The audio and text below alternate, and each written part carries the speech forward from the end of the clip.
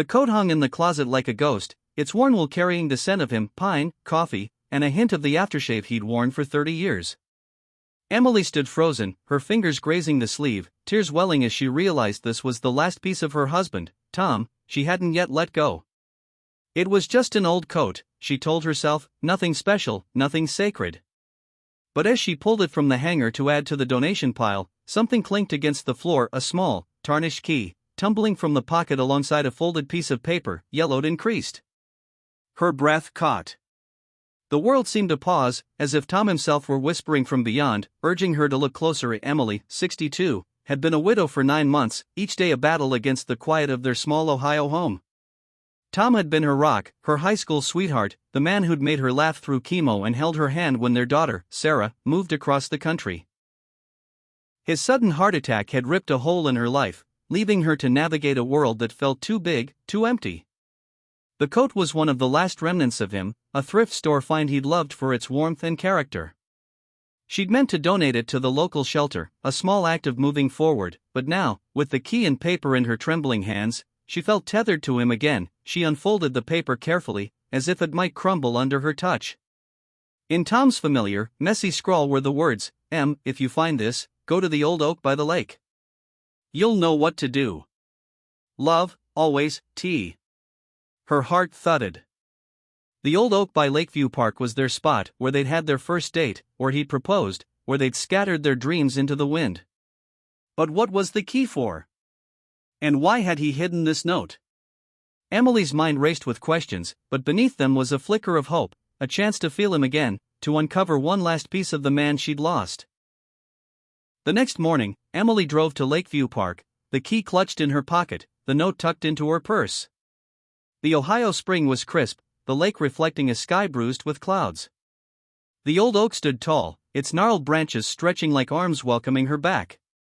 She circled it, searching for anything, a lock, a box, a sign. Doubt crept in. Was this a wild goose chase? A cruel trick of memory? She ran her hands over the bark, feeling foolish, until her fingers brushed a small, rusted metal plate embedded in the trunk, nearly hidden by moss.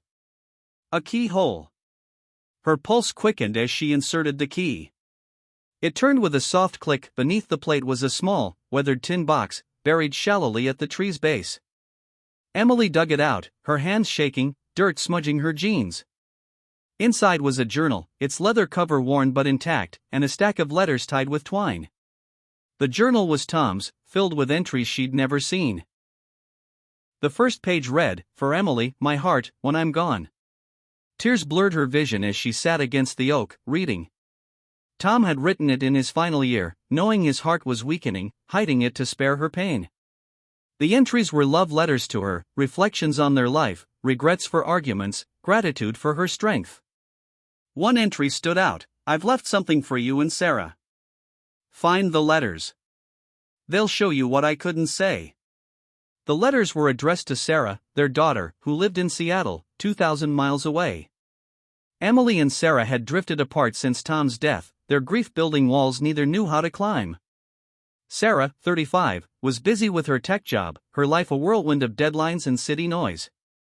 Emily hadn't heard from her in weeks, their last call ending in strained silence. The letters, though, were Tom's attempt to bridge that gap. Each one was dated, written over years, chronicling moments he'd shared with Sarah. Teaching her to ride a bike, comforting her after her first heartbreak, cheering at her college graduation. The final letter, written just weeks before his death, begged Sarah to come home, to reconnect with Emily, to not let grief tear them apart. Emily faced her first challenge, reaching out to Sarah. She hesitated, her pride and hurt warring with her love for her daughter. What if Sarah didn't care? What if she ignored the letters, dismissed Tom's words? Emily sat at her kitchen table, the phone heavy in her hand, and dialed. Sarah answered, her voice clipped, distracted. "Mom, I'm swamped. Can this wait?" Emily's throat tightened, but she pushed forward, telling Sarah about the key, the note, the journal, the letters. There was a long pause, then Sarah's voice softened. "Dad wrote to me," she whispered. Emily heard the crack in her daughter's armor, the grief they'd both buried. Sarah promised to fly home that weekend. When Sarah arrived, the air between them was thick with unspoken words. They sat together under the oak, reading Tom's journal, passing the letters back and forth. Sarah's hands shook as she read her father's words, his love for her spilling across the pages. "I didn't know he felt this way," she admitted, tears streaming. I thought he was disappointed in me for moving so far." Emily reached for her hand, their first real touch in months. "He was proud of you," she said. "He just wanted us to stay close." The challenge of their estrangement began to dissolve, Tom's words a bridge pulling them back together, but another challenge loomed.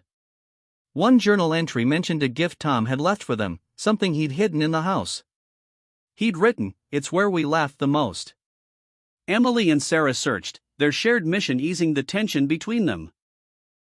They checked the kitchen, where Tom's bad cooking had sparked endless giggles, and the living room, where they'd danced to old records. Finally, in the attic, they found a locked wooden box under a pile of blankets, in the spot where they'd once built a fort during a snowstorm, laughing until their sides ached. The key fit perfectly. Inside was a photo album, meticulously crafted by Tom. It chronicled their life as a family: Emily and Tom's wedding, Sarah's first steps, picnics by the lake, quiet moments at home. Tucked in the back was a letter to both of them: "My girls, you are my legacy. Live fully, love deeply, and never forget you have each other." Emily and Sarah clung to each other, sobbing, their grief no longer a wall but a shared space where they could heal. The final challenge was moving forward. Emily feared letting go of Tom's memory, worried it would mean losing him forever. Sarah, too, struggled, guilt weighing her for the years she'd spent distant. Together, they decided to honor Tom by living out his wishes. They donated his coat to the shelter, but not before Emily sewed a note into the lining: "This coat kept a good man warm. May it bring you comfort." They started a ritual, visiting the oak each month, reading a page from Tom's journal, keeping his love alive. Sarah cut back on her work hours, making time to call Emily weekly, their conversations growing warmer, deeper. By summer, Emily and Sarah had transformed their grief into purpose. They volunteered at the shelter, sharing Tom's story with others who'd lost loved ones, offering hope. Emily found herself smiling more, her home less empty. Sarah, inspired by her father's letters, started writing her own, documenting her life for the family she hoped to build someday. The oak by the lake became a symbol of their resilience, its roots deep, like their love. As Emily stood by the lake one evening, the sun setting in a blaze of orange, she felt Tom's presence. Not in the coat, the key, or the paper, but in the warmth of Sarah's hand in hers, in the laughter they'd shared, in the life they were rebuilding. She whispered to the wind, "Thank you, Tom." The key in the note had unlocked more than a box. They'd unlocked her heart, her daughter, and a future where love outlasted loss. For anyone watching, the message was clear: even in the darkest grief, there's a key to hope, waiting to be found.